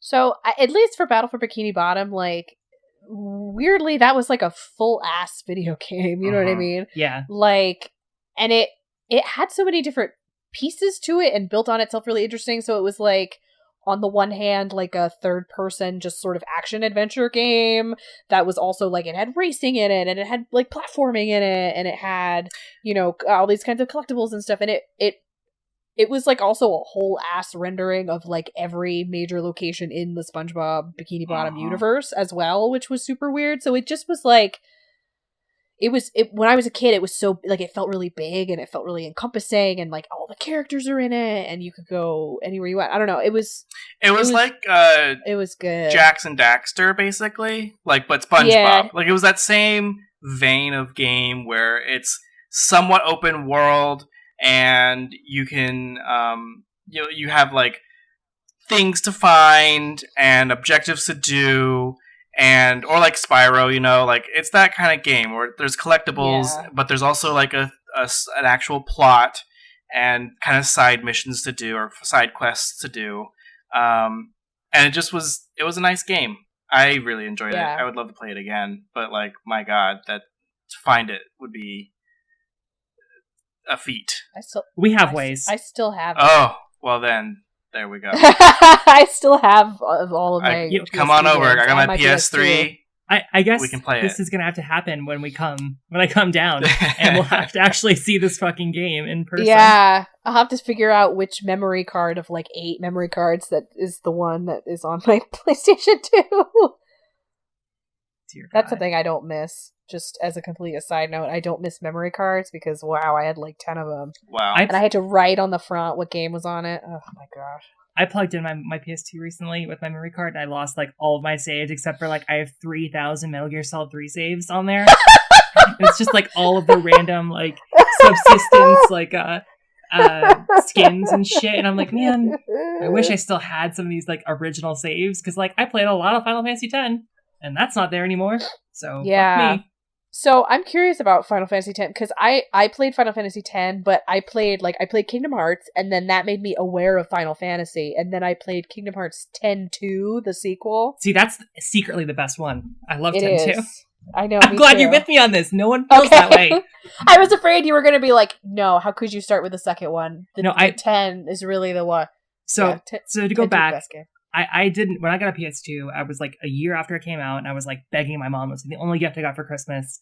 And I got it, and I got Final Fantasy X, and I got Metal Gear Solid 2, but I didn't get a memory card. And I think I might have told this story on the podcast before, I'm not sure. But so I would just replay Metal Gear Solid 2 over and over again. And I hadn't played 1, so I really wasn't 100% sure what was going on. I was probably like 12, and I'm like, man, this is some deep shit. We're getting into like RNA and DNA, and I like didn't have a way to save the game. Nanomachines. So, yeah, I got really good at playing that game. Like I was just I knew exactly where to go, and I got really good at like fucking around with it. Like it was like, oh, this is kind of like I can just push every system to its limit, and that was kind of fun to fuck around with. Final Fantasy X is like a 100-hour game, so I would play for 20 hours, have my PS2 on in the background, my old ass TV turned off, and my dad would be like, why is this thing on? Turn it off, it's wasting power. And I would lose all of my like progress. Oh no. And it would drive me crazy. I'm pretty sure I broke that original PS2 because of Final Fantasy X. Like I shortened the lifespan significantly because I just kept playing that game and trying to get a little bit farther every time. But the first like 10 hours of Final Fantasy X are seared into my brain forever. That Waka laugh will never leave my brain. It's part of me now. I hate Blitzball. Like I still to this day wake up in the middle of the night and think to myself, fuck, I hated Blitzball. I bought the remaster for PS4, and I'm like, oh, I'm gonna get into Blitzball. I'm gonna do it. I'm gonna become the Blitzball master. Did you? No, I played it for 5 minutes. I'm like, man, this is a good game. I'll get back to it, and never came back to it. So it just feel like a real time slog. Like I don't know. I struggle with playing Final Fantasies anymore because I'll play them for like 20 hours and get nowhere, and then just be like, I don't know if I could do this. I feel like I need like a large amount of time set aside, and like that just hasn't been my life recently, and I'm worried it will never be my life again. And Red Dead's taken up all of that time. Like it's like the one thing I'm really playing right now. So I don't know if I ruined my heart for Final Fantasy X anymore as like a thing I will go back to. But X2, fuck yeah, let's do it. I put like 300 hours into that game. I got I got the Moogle suit. It rules. I went to that secret dungeon and blew up some walls. It's fucking awesome. Yeah. Tyler, have you played any Final Fantasy games? No. Final Fantasy, I think we discussed this, but Final Fantasy 13? Oh, yeah, the best one. Was my first one. Oh, boy. So, yeah, Oh, with the sexy pirate? I think so, yeah. Yeah. It's got lightning in it. Because wasn't that the first game where they which of the Final Fantasies was the first Final Fantasy where they kind of like they said that they were going to break away from the turn combat system, and then I bought it and I played it, and then they really didn't. Did you play as a lady with long hair and like a big sword and she had like Okay, you're playing 13. That's what you're playing. Yeah. Okay. That's not the lightning one, right? That's Balthier the Sky Pirate. That's 12. 12 is Balthier the Sky Pirate. I thought 12 was the to be honest, I did not get very far in that game because even though that there was still turn-based combat, and like I was kind of turned off by it. And that was 13 came out, I don't know, 2000 something maybe, I don't know. And I was just like, that's not for me, honestly. And then 15 rolled around, and that was actually true, open world combat, and I was like, this is my shit. But yeah, 12 and 13 had that kind of like I never played 13. I only played 12, and all I know is that I had like that programmatic like fighting system where you can like program your characters to do actions, and Yes. I believe 13 had a pretty similar system. Is that right, Tyler? Yeah, I believe so. Mm-hmm. Okay, yeah. So 10's kind of like more of a throwback, and 10-2 is like Yeah, it was brings weird. back the job system. Yeah, that's what I think I like. I never had really interacted with the job system until I had like kind of played 10-2, and that's why I love that game, because it's like, oh, I have like a million classes when that was a thing I cared about, and I could play a game for a million hours and be like, wow, I get such good value out of this. So I honestly played it like a dress-up game. Same. I loved yeah. it. Like, I was like, oh, the dancer class, that's really cool. Or like, oh, the Moogle class, like, that's ridiculous. I love it. And So. like, I'm sorry. I mean, I say I'm sorry, but I'm not sorry. But 10-2 had the greatest opening in the history of all openings ever, forever. It's Fabian, the hazy borders of my heart. Come on, that was so good. It's very good. It's Who very good. Did you self-identify as any of the characters? We'll see. So I always thought I was a Riku, but I don't think I am. I think like, you're more of a Pain, if I'm being honest. Really? I thought I was too. I thought I Pain was was too cool. showy to be Pain. You know I what I don't mean? know. I always wanted to be Pain, but I was like, I can't be Goth. I just can't do it. It's not in my nature. But I was like, man, yeah. Well, it she would had be that really like, cool. yeah, and she had that cool outfit that was like 100% belt buckles. It was like peak Tetsuya Nomura. Like, just it's the whole outfit is just a buckle. That's Yes. She's just a walking belt buckle with a it. sword. Just a walking belt buckle, and she had that like kind of like gray power bitch hair, and then the red eyes. God, she was like the perfect goth She's girlfriend. fucking cool. I like her a lot. know. Yeah. I think one other thing I like, we talk about RPGs here, and I think Pokemon Blue was like the first, like, I got a Game Boy and that game at the same time. Oh. I got a Game Boy, I got Super Mario Land, I played a lot of that, and then I didn't touch my Game Boy for like years, and then Pokemon Blue came out, and I was like, man, this is like my life for years. No. Wow. Did you guys play Pokemon? Well, yeah, but so you had a Game Boy before Pokemon? Because I didn't have a Game Boy until Pokemon. Yeah, I got a Game Boy, because I remember I had an NES. That's like on the list here. I played Super Mario Brothers 3, and that was like, I was like a child, like 5. It was like a hand-me-down from a neighbor that I got. And then I ended up getting a Game Boy with Super Mario Land, and I was like, this is kind of the same thing. Not really. And then I kind of dropped that. And then it wasn't until I got Pokemon that I was like, oh shit, I actually really like video games. Like, my life probably would have taken a very different path if I didn't have Pokemon. I mean, I definitely played Pokemon. I had Pokemon... God, I don't remember if I had Blue or Red. I feel like I had Blue.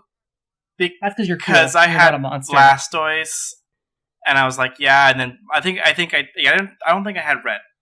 Because Charizard wasn't even my main. Charizard was not my... I pretty sure I picked Blastoise, Squirtle, as my main. Rebecca, what was your starter? I didn't play Pokemon until You son Pokemon of a XY. bitch. Wow. Yeah, so You are a I was late entry. very late. Yeah, and then when I played Pokemon XY, I don't know if it was because this was Pokemon XY, but when I played it, I was like, I actually think I don't like Pokemon. Oh no. Yeah, Wow. I didn't realize it was all battling. I assumed that it was going to be a Tamagotchi in my pocket, and it wasn't. But I love my Rowlet, Really? and everybody else could go. So home. even though, like, you watched the anime, right? I mean, not really. Like, I knew it. Wow. It was on TV. Like, it was on sometimes, and it would be on, like, Digimon, or, like, Dragon Ball Z would be on. my But I wasn't really gosh. that into it. Yeah, sorry. I mean, no, it's guys. fine. It's fine. It's just you missed, like, a crucial moment of your childhood. I don't know. It's like, Well, I think it's a crucial moment of our childhood. I guess Yeah. I don't think you can live a full life without Pokemon. I'm but sure. maybe you can, Rebecca. Yeah, I'm not yeah. sure. I'm okay. Like, I think I'm okay. And I appreciate Pokemon. Like, from a perspective, I can step back and be like, yeah, I appreciate Pokemon. And when I saw Let's Go Eevee come out, I'm like, I might buy that, actually. I still haven't bought it, but here we are. I thought about it. well, I feel like, so here's my, like, Pokemon history. I played Blue and Red and Yellow, and after that, I fell off Pokemon. I did not play Pokemon again until they announced Sun and Moon, and Sun and Moon was my the last Pokemon game that I've played since then. This is, of course, like, sans Pokemon Stadium, because that was also my shit. But, like, just for a Pokemon game that was, like, canonical, Sun and Moon was, like, 12-year break game that I played from Pokemon in the universe. One one coda to this story is that I ended up getting, my mom ended up buying like red, yellow, blue, silver, and gold, and I thought I was like the hottest shit as a kid. Mhm. And then, and then I had it all in like a little Game Boy case, and then someone broke into a car while I was there at work and stole it. Oh my god! And I lost like all of my progress, and I was like, Pokemon's dead to me. I'm never coming back. You didn't think it was like Team Rocket? It probably, when I was so destroyed. I can imagine. Because it was all my save games. Yeah. And so I was like, I didn't come back until like I got a Game Boy Advance. I kind of like bounced off that, and I didn't come back until I got a DS. And then I played Leaf Green on the DS, and I was like, man, this is good shit. Pokemon's good. Oh, you know what? I forgot about Leaf Green and Fire Red. I guess I played those, but I didn't. I cheated. They're the same game. I cheated and played on the emulator, so like, can I really say that I played it? I mean, not really. Okay, I just had that nostalgia kick in from playing Blue and Red, and I was like, why would I play those games when they have a completely new and updated version of the same game? So I did that instead, and it was fun for like 10 hours, and then I realized, it's Pokemon still. Like, I really have to grind things sometimes, and the new then I'm on an really emulator, cool. so it's not like I can really do things. I liked Sun and Moon. I loved it. We're talking about Let's Go Eevee. Yeah, I've been watching. I got it for Christmas, and I've been watching Ruby play it, and it's been really cute. Like, it's actually like, oh, you can pet your Pokemon. It's like the best parts of Sun and Moon and X and Y, but like high res. So maybe it's that's definitely what worth I seeing. need. I think that's what you need, because you can dress up your main character Pokemon. Okay, I'm gonna buy it. Today I've sold. Okay, I'm gonna get it. Yeah, I mean, I'm definitely I'm back into Pokemon now for sure. I haven't really been playing. I mean, I haven't really touched Sun and Moon for like over a year since it had released. But I got through the main story. I got like max Pokemon and stuff, and I was working on being like super ultra gamer and getting my 6 perfect EVs. That is the letter E and V stats, perfect stats, breeding Pokemon and stuff, and like creating the ultimate Pokemon. But then I was like, wow, I don't even know who I'm gonna like battle against with these perfect Pokemon. So like, what's the point in this? And I stopped, and I haven't touched it since. So that's fair. One last thing I was thinking about. I'm not sure if you guys had this experience. Did you guys get a lot of demo discs or get a lot of like magazines when you were younger about video games? Oh hell yeah! I feel like that was like a crucial part of me like learning about video games, like getting that like Pizza Hut demo disc and putting that in. I sold like 10 of them from the Pizza Hut because I was like, man, I'm just gonna have like all these secret games on there, and I just need to try them all. Yeah. Okay, so, what was the Pizza Hut demo game? What is this? It was like, it came out like the year that the PlayStation 1 came out, and I feel like it was like I've talked to friends and feel like it was like a moment in time where you could go to Pizza Hut, and if you got a pizza, they would give you a demo disc along with it. And there was there was 2 different versions of it as well. So I ended up like I don't think they really cared, because they probably would have caught me, but I was like, well, I'm just going to take like 5 of these and go home and put them in my PlayStation, and they were all the same, obviously. But it was like 15 games or something, and videos and stuff. Yeah, it was awesome. And it was like Crash Bandicoot and like Spyro. Because the only demo discs that I can remember is Chex Quest from Chex, serial game, which I just found they did this at AGDQ, and they like did the whole history and rundown of the Chex Quest game.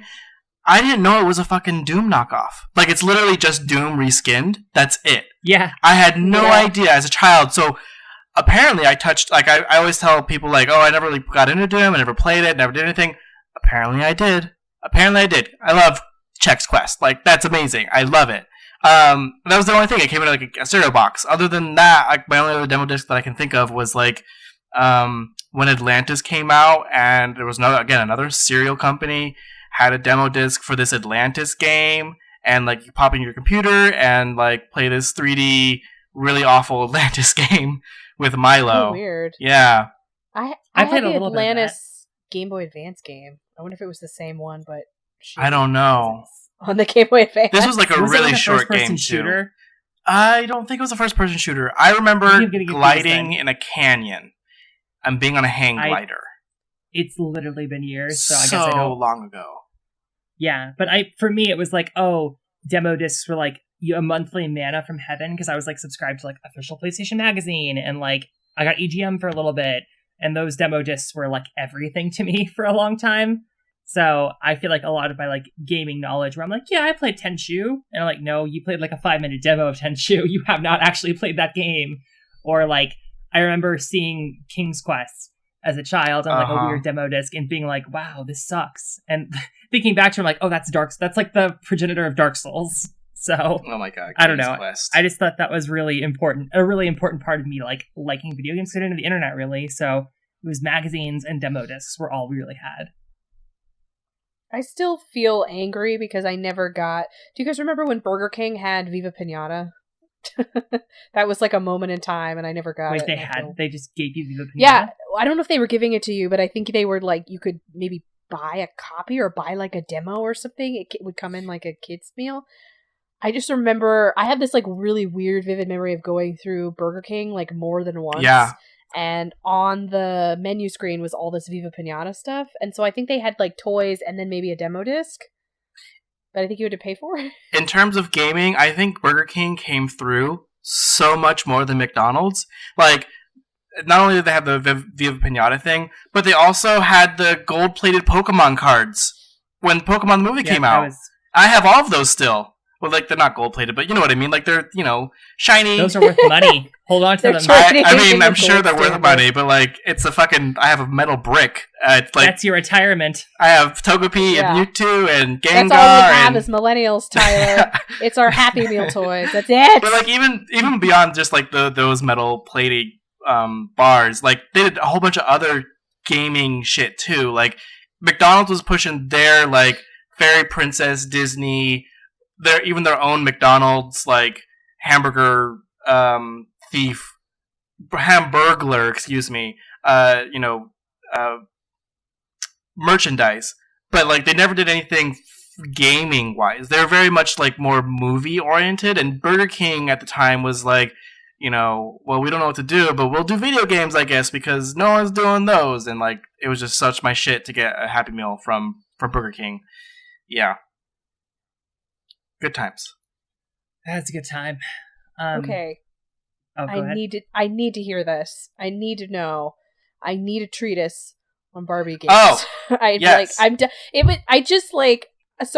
before the pod, before we recorded this, I just opened your like game list, and wow, Barbie Riding Club, Barbie Magic Hairstyler, Barbie Ocean Discovery. Mm-hmm. I didn't even know those were Barbie games. Oh, Rebecca. Oh, you sweet summer child. How do you not know these? I played Barbie Detective. That's I guess so. Well, so a little background on this. I would never know these games existed either if I didn't have a little sister who was 4 years younger than me. So these games, Barbie Riding Club, first of all, was the shit. It came out on PS1. I think it later came out on PC, but I didn't play that version. Played on PS1.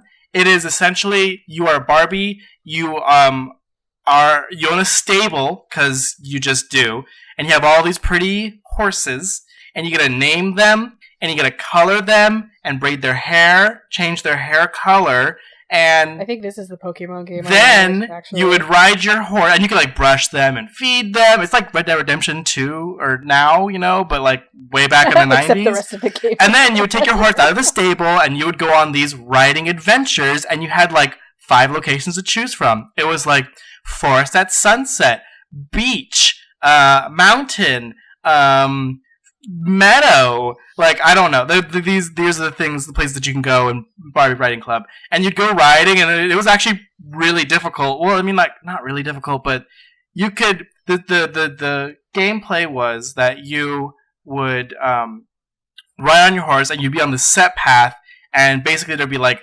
logs in the way or a fence, and you have to like jump, and it's a racing game, so basically you're trying to beat this specific time, and you have to do that just by running really fast. So you have to run real fast, but then also jump over all these obstacles, and sometimes you don't make it, and like I can't remember if you would like fall and skid, or if you just like didn't get over the obstacle and it was like, oh, you must jump, and you had to like jump, and it was a magical game.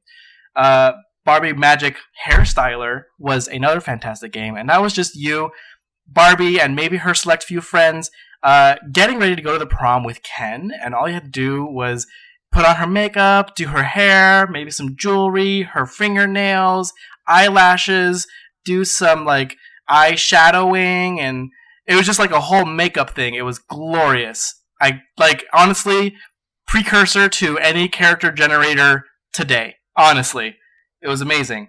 And then the last one is Barbie Ocean Discovery, which consumed me a lot, like a lot of my time as a child, because you're just Barbie and you're gonna make friends with this dolphin, and you have to go find these rainbow hearts in the ocean to make the diamond heart, rainbow heart or something silly.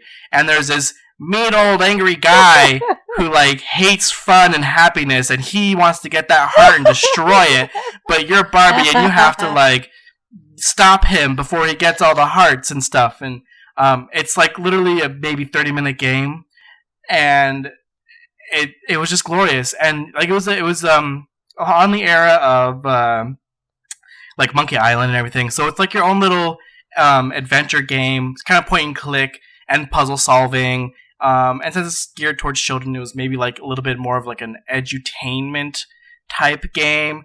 Y'all, I played a lot of edutainment games when I was younger. Like I played Freddy the Fish, I played Munchers, Math Blasters, like Little Monster, Private Eye, The Smelly Mystery, Amazing Animals with Henry the Gecko, and it was literally just like the encyclopedia full of animals, and you would just like go into photo mode and try to find these animals in the picture and collect animal stickers, and like, oh my god, you guys, it was wild. My childhood was filled with so many games.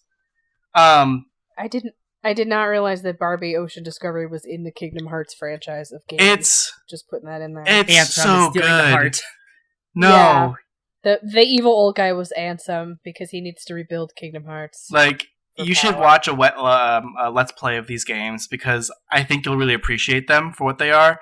I did not play Barbie Detective, unfortunately. That sounds like really good. I played both of them and they were fucking bomb. So tell me about that.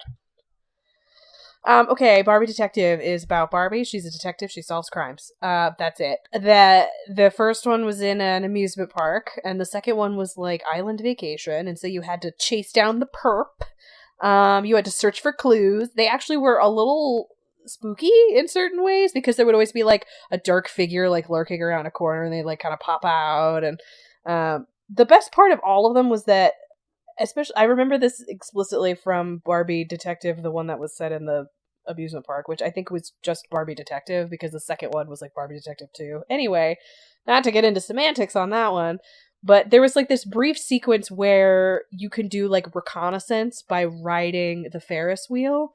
And as you're riding the Ferris wheel, this like hilarious song is playing, and it's like, I wish I could remember how it went. There are videos of it on YouTube, but it's something like, and there's danger out there, and Barbie's gonna catch it, and she's gonna do all the stuff. I don't know. It's the most hilarious, like, weird video you have to sit through.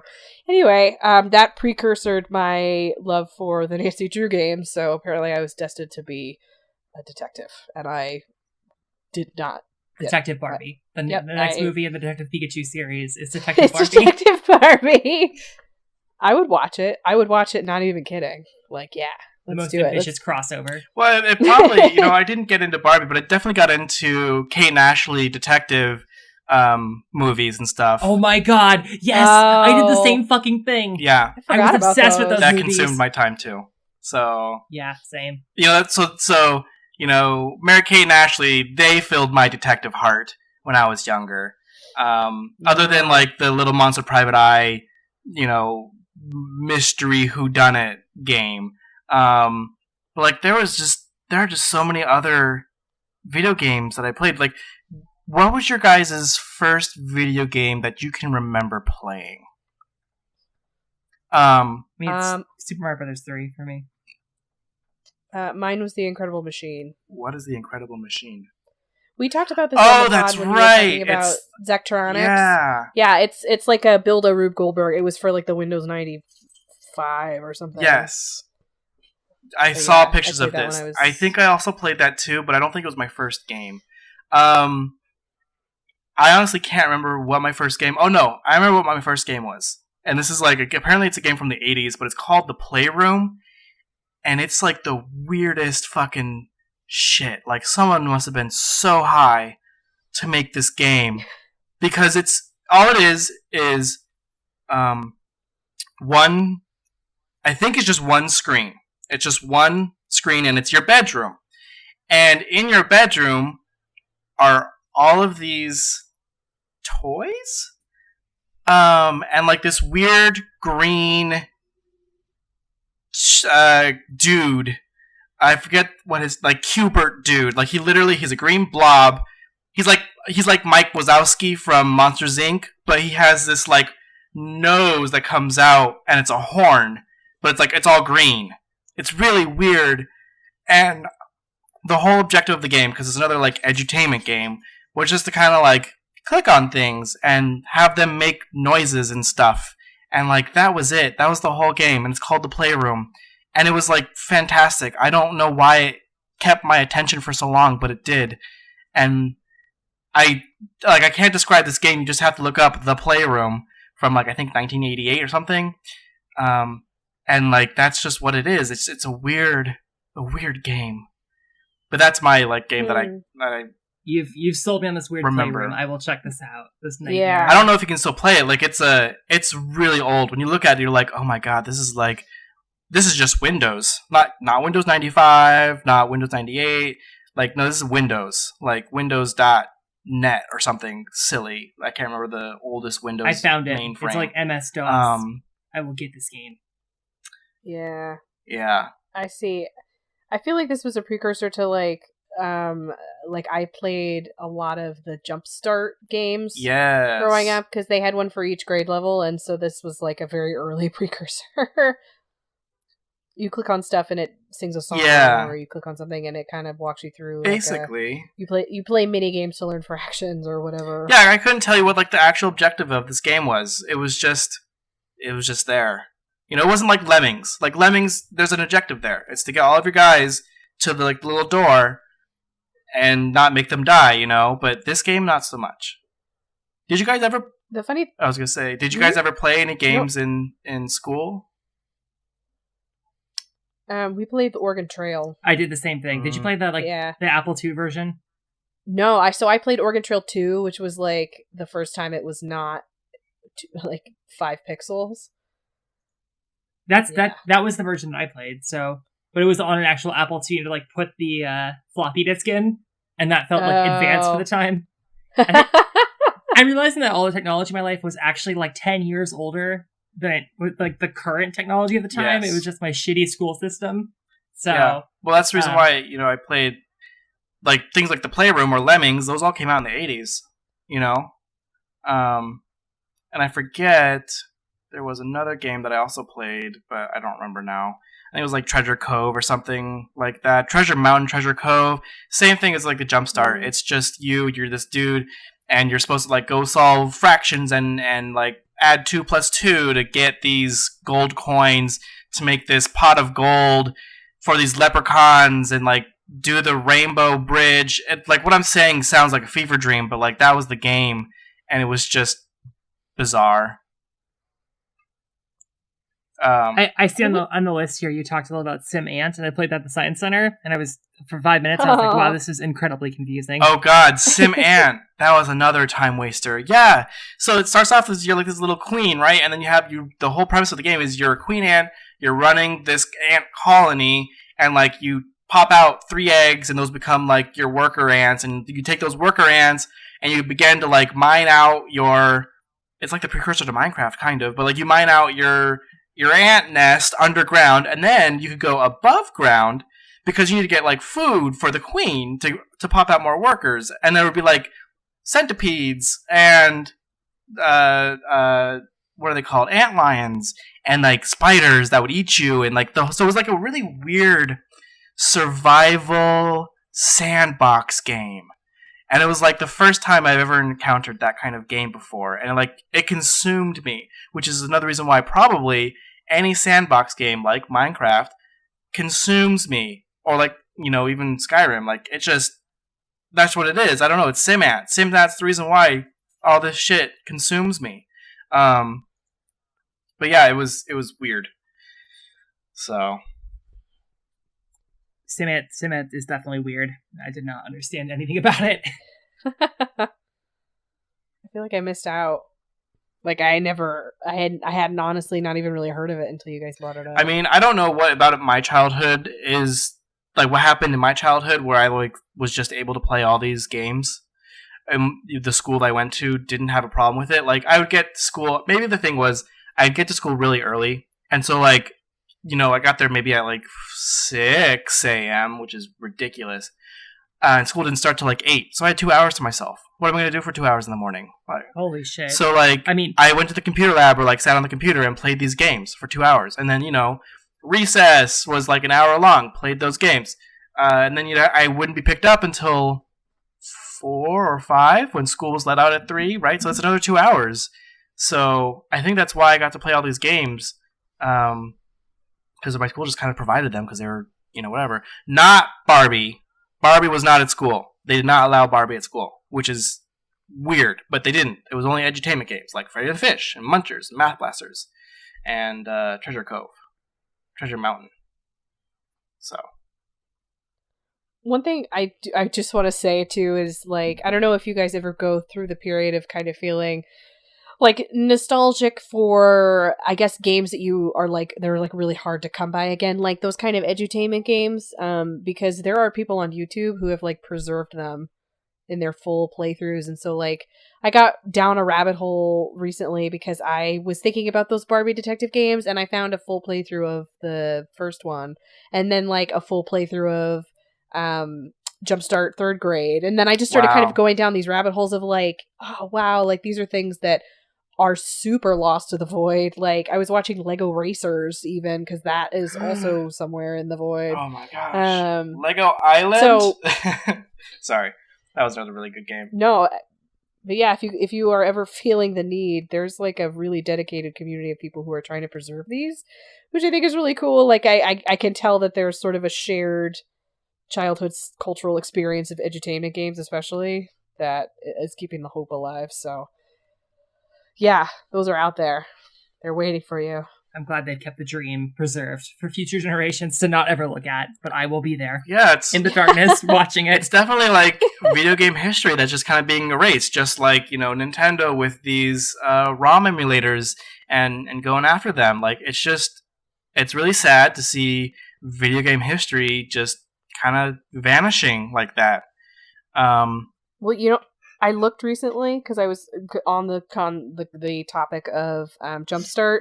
It's a child MMO now. It so is I feel like that what? Also, yeah, it's like a. Do you remember Toontown? Yes. Or those other kind of like a Club Penguin? Oh god, it's like that now. Oh no, I think it still is, but yeah, it like went the MMO route because I guess they realized that no one was buying like PC box games at Target like they used to. So no, that's really weird. I kind of want to check it out now. I can only imagine. Yeah. I can tell you it's probably not great. Yeah. Probably not great. I mean, because there's just other games that do it so well now. Or like that they aren't even necessarily edutainment games, but like they're just games that teach kids about certain things. And I don't know. I mean, I'm not a parent. I don't have a child. I am also not a child. Sometimes. So like these games just aren't in my peripheral. I'm not looking for them. I'm not playing them. So, well, I think it just goes to show everyone that we as millennials obviously had the greatest gaming backstories, and those games are amazing and are going to live forever. And nothing came before us. Nothing came before us. Nothing and no Pong, one, Pac-Man, and no one came after Atari. us. And we are the greatest generation. No. But you know what I mean. It was definitely a renaissance there that I feel. Right. I feel lucky to have been there for. Our era was definitely the renaissance of gaming. Like now, unlike this Fortnite shit. What? Yeah, well now. Today. 5th graders are 360 no-scoping you in Fortnite, so that's the future we created. Well, what do you say, like, what age are we in now? Are we in the industrial age for video games? Are we, like, 1920s? Are we, like, the floppers, or, the flappers? I think we are full-on Great Depression Great Depression? now. Some Dust Bowl shit happening out there. I don't know. Interesting. I don't know. We're old and grizzled. It's been too long, and we're all too poor. That's true. Shall we do some salutations? Yes. Is it time Yes. to do some salutations? Mhm. All right. So it's been a little bit of a minute since we did a salutation, in part because I forgot about them last time. I apologize. Our salutations is our way to give a shout out to the gaming things, people, places, ephemera, whatever that we have been enjoying over the last couple of weeks since we recorded. Olivia, do you want to start us off with your salutation of the week? Sure. Mine's a little strange, and I've been waiting to talk about this for a minute. Back when I was buying amiibos in the before times, there was a game store around here that is like all classic games, and they had amiibos as well. And I was getting to know the guy, and we were talking about some like strategy guides, and he pointed out the Fallout New Vegas strategy guide, the Prima strategy guide for the original game. Yeah, and it was untouched. It still had the map in there. And I was like, how much is this? And he's like, $5. So that's been my Wow. Did you buy it? So oh my god. That's been my that's been my thing that I've been obsessing with recently is and no one else can use this, obviously, it's impossible to find, but if you get a PDF of the Fallout New Vegas strategy guide by Prima Games, it's kind of the same experience, but it's been really fun to read through that and learn more about, like, there's shit in that guide that I don't actually think is in the game, but it's fun to see this disparity of like, hey, we wrote this guide that actually doesn't translate to the real game, or the patch version of the game, so I kind of miss strategy guides. Yeah, I kind of miss strategy guides, so it's been a fun step backwards to go look at it and like be like, man, these were like all I used back in the day. So it's really fascinating to me on the topic of strategy guides because like we just had the death of Prima, right? So Prima just is now gone.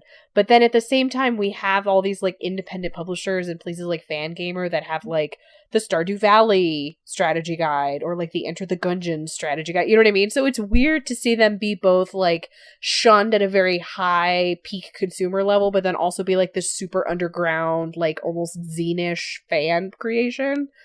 I hope that never goes away. Well, I was touching it and I was looking at the art and stuff like that. And I also have the one for Bioshock.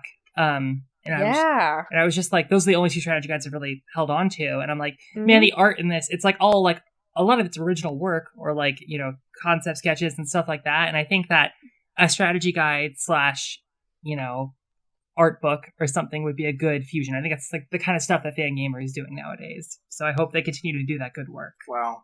Yeah, I hope so. I think my first Prima game was Pokemon Red, Pokemon Blue. I still have it. I have. You know what? And it's wild. Oops, sorry, no, it's just I just say it's wild because I found it the other day and I was like, oh my god, this is so old. And I also have one for like Baldur's Gate and for so like I have a few manuals still, but like I was like, wow, this stuff is just amazing to see this 20 years later. But what were you gonna say, Liv? I have an off-brand Pokemon strategy guide where on the cover of it is some lady like a quote-unquote Pokemon trainer with a weird dinosaur that kind of looks like a Pokemon. Oh no. And it's somewhere around here and I love it because I'm like, man, this is like some unlicensed bullshit. They could not get the cover image. Like all inside looks about right. But it's just really funny to me that there's like someone had to go out of their way to make some fake art for their Pokemon strategy guide.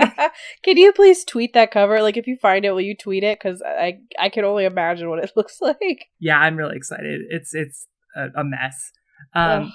Tyler, what's your salutation for this week? My salutation is a video game that came out last year, 2 years ago. It's Hellblade: Setsuna's Sacrifice.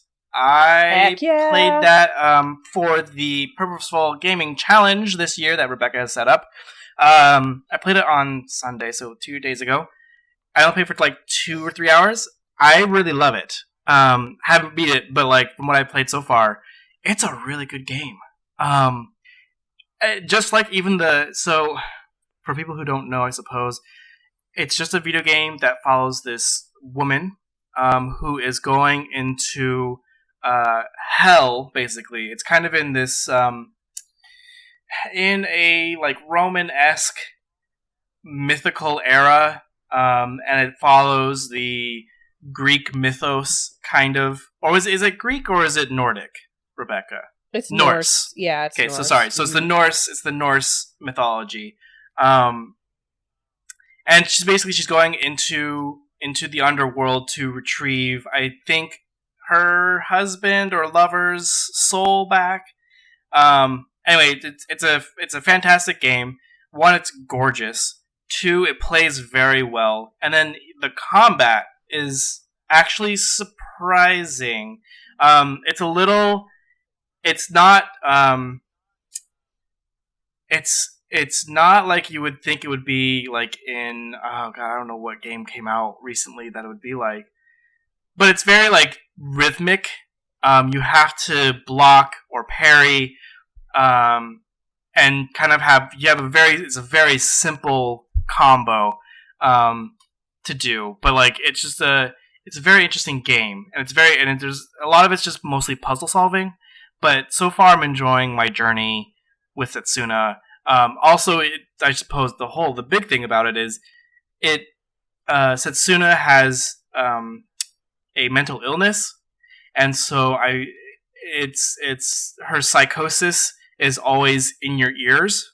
I'm playing with headphones on, and I'll hear someone talk into my right ear, and then I'll hear it move behind my head over to my left ear. It's very interesting. The sound design is very fine-tuned for this game, and I'm really, really enjoying it. I played it on Twitch, so I guess if you want to watch me play it, you can go on Twitch, but I goofed and didn't turn the sound on until 30 minutes in. But it's a wonderful game. If you ever see it on sale or full price, just buy it, because it's quite the gem. It's on Game Pass as well. Oh, it's on Game Pass. Yeah, I perfect. downloaded it through Game Pass, so I haven't started it yet, but it's definitely there as well. Cool. So for $5 for 1 month, you can play Hellblade as soon as Sacrifice. Just make sure it's on PC or for your Xbox, I guess, because I'm pretty sure it's only on Xbox, but just if you're gonna, it's on PS4. That's where I played it. No, I mean, for the Game Pass. On Game Pass. I don't think it goes sorry. on PC for the Game Pass, so you need an Xbox. Oh, yeah. So. It's weird about that. Yeah. Rebecca, what's your salutation? So my salutation is the concept of demos. Sorry. Demos. Have you heard of them? Love them. Man, I thought I was stretching the what could be a salutation. I love this.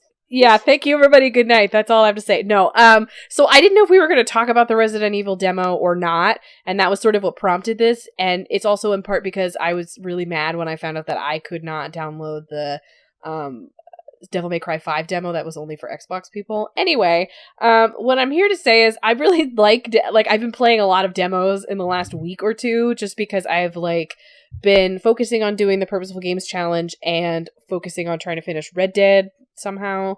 And so I just want to put out there that I really love a demo. I'm getting to this point in my life where I struggle to be able to be which do I buy, or what do I buy, or will I even like this? So I rely a lot on quick looks to help me make purchase decisions when it comes to video games, because obviously I'm trying to not, buy games I don't have time for anymore, or buy something that I'm going to play for 2 hours and then be I'm not really into this. And so playing the Resident Evil demo was sort of what made me go I maybe could, I could hang with this, I think. And it made me more interested in actually wanting to buy it and play it, because originally I was just kind of I don't know, I was never really into Res Evil, so whatever. I don't know. And I've been playing other little demos and stuff on Steam. The stinger before this episode, whenever it airs, is another demo that I really enjoyed. I got to play the other day.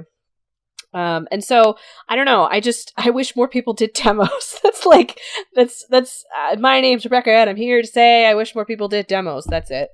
Because wow, it really makes me want to buy games. Yeah, it's just kind of a shame that demos, as far as the game development process, demos are difficult to do. For AAA, maybe not so much, because they have the manpower to do it, and all they really have to do is just kind of do a vertical slice of their game.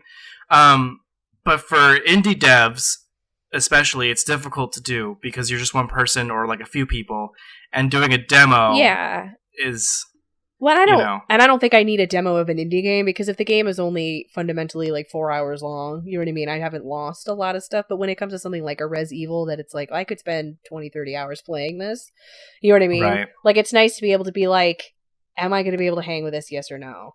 And I think a lot too about the Resident Evil 7 demo was like crazy intricate. That was like its own game, like a complete proof of concept. And then like the Prey demo, when that came out, that was like you could milk hours out of that demo. It was like, I think I played that demo for probably 10 hours alone and nothing else, because you could just play it and replay it and try different stuff and hack into things. I don't know. I feel like there's a certain like lost art to the demo for a AAA, and I love it, and I wish we had more of them. I really love like demos that also like kind of pass something off to the next game, or like maybe even a different like kind of vertical slice that's not actually in the game. Like I think the Nier demo does that really well, where it's like, hey, we're going to take this and modify it a little bit, and you still have access to all the subsystems. So I just love when I know it's an additional cost without much pay, or the Resident Evil 7 demo as well, like the first one where they made some changes and had some hidden secrets in there, or PT. Right. Well, like, I was going to mention PT. We wouldn't have PT if there wasn't demos, you know. So like, God, what a game! And like PT is now have you guys downloaded Unreal PT? No, I've heard really good things about it. It seems really neat. It's like a 1-to-1. Wow, from what I'm aware. I should get that before it gets taken down. Yeah, probably, because I mean, I assume a takedown is in the works if it has not already happened. But yeah, I know. So of course, the most coveted and like a cornerstone of this generation of gaming is a freaking demo. So there you go. The power of demos. It's real. It's in the void. The power of demos compel me.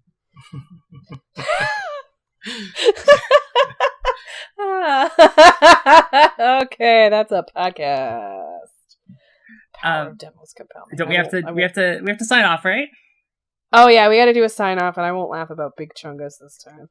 Although it was fun. I forgot about. Well, the bad thing too was that when I listened to that pod over again, I still laughed all the way through it because I haven't gotten. And then there's like somebody that was donating in the H Bomber Guy Twitch stream, and his name was Medium Chungus, and like that was also a lot to take in for some reason. Anyway, oh boy, this is quality programming. This has been the Greetings from Podcast. You can find us wherever podcasts are hosted completely for free, such as Apple Podcasts, Simplecast, Spotify, and the other ones that I don't know about. Send us questions if you would like. We will read your emails and we will talk about them. greetingsfromcast@gmail.com. You can visit us online on the web, surfing at greetingsfrom.zone. Or you can follow us on Twitter at greetingsfrompc.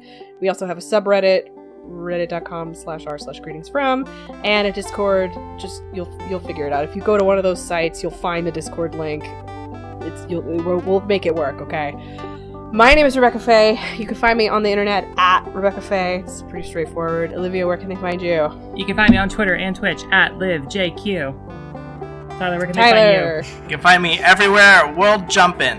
You can find me at Medium Chungus. No. Goodbye!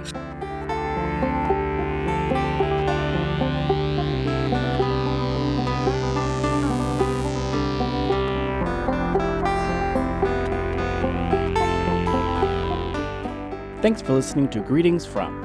Our intro and outro song is an edited version of Deep Fried Space Food by Substitute Sandwiches. You can find a link to the song in the podcast description. You can listen to more episodes of Greetings From at greetingsfrom.zone. We are on Twitter and Twitch at greetingsfrompc. Please do follow us. Thanks for listening, and we'll see you next time.